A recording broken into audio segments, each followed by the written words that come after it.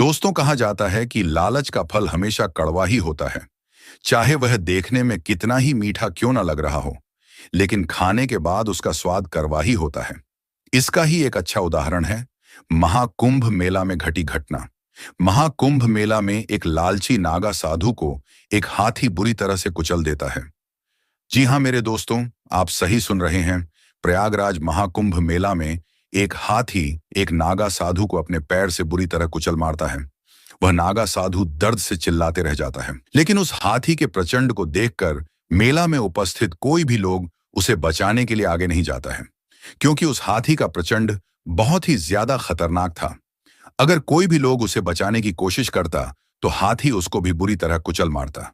इसलिए कोई भी लोग उसे बचाने के लिए आगे नहीं जाता। उसके बाद उस नागा साधु के साथ जो होता है, उसे देखने के बाद आपकी आंखें फटी की फटी रह जाएंगी।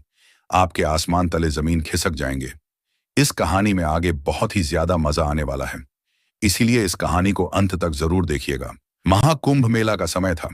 सारे लोग इस पवित्र महाकुंभ मेला में अपने पाप से मुक्ति और मोक्ष की प्राप्ति के लिए ईश्वर से मनोकामनाएं कर रहे थे।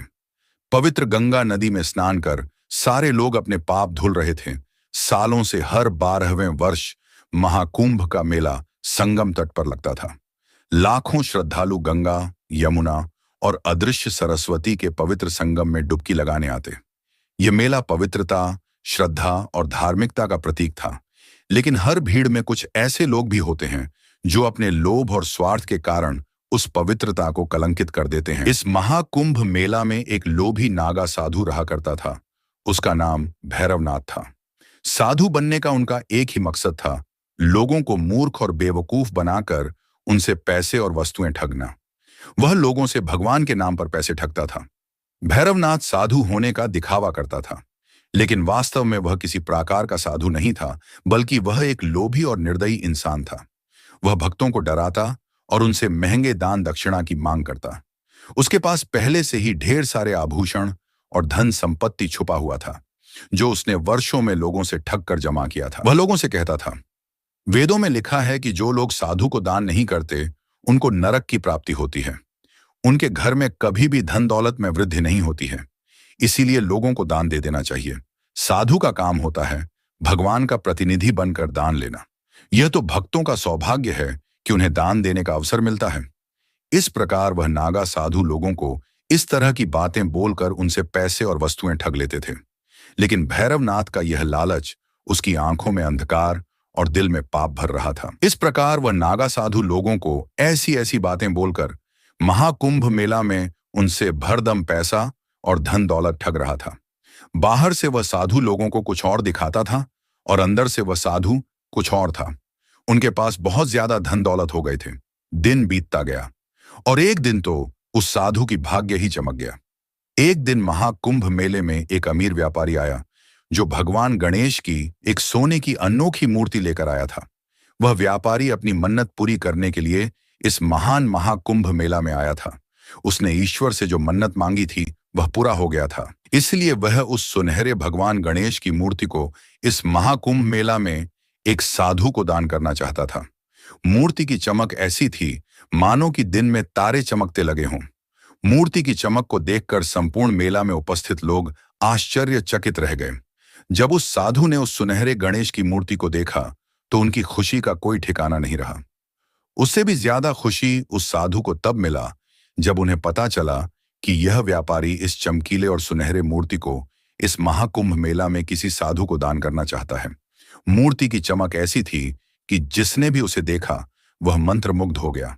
भैरवनाथ ने जब उस मूर्ति को देखा तो उसका लालच चरम पर पहुंच गया और उस सोने की मूर्ति को देखने के बाद उस साधु का लोभ आसमान को छूने लगा और वह लोभित होकर सोचने लगा, बाप रे, यह सोने की मूर्ति कितना ज्यादा चमकीला और सुनहरा है।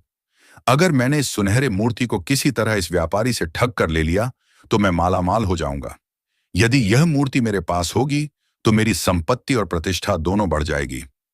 इस प्रकार वह लोभी साधु यह सोचने के बाद उसे व्यापारी के पास जाने लगता है और वह उस व्यापारी के पास जाकर उस व्यापारी से मुस्कुराते हुए बोलता है, महाराज, आप बहुत बड़े दानी लग रहे हैं। आप इस मूर्ति को महाकुंभ मेला में किसी गरीब साधु को दान करना चाहते हैं। मैं भी एक गरीब ही साधु हूं। मैं यहां सबसे ज्यादा निर्धन साधुओं में एक हूं। मुझसे ज्यादा गरीब साधु आपको इस मन को मेल में और कहीं नहीं मिलेगा। अगर आप मुझे यह मूर्ति दान कर देंगे तो ईश्वर आपसे बहुत ज्यादा खुश होंगे, इसीलिए आप यह मूर्ति मुझे दान कर दीजिए। उस साधु की बात सुनने के बाद व्यापारी को थोड़ा शक होता है।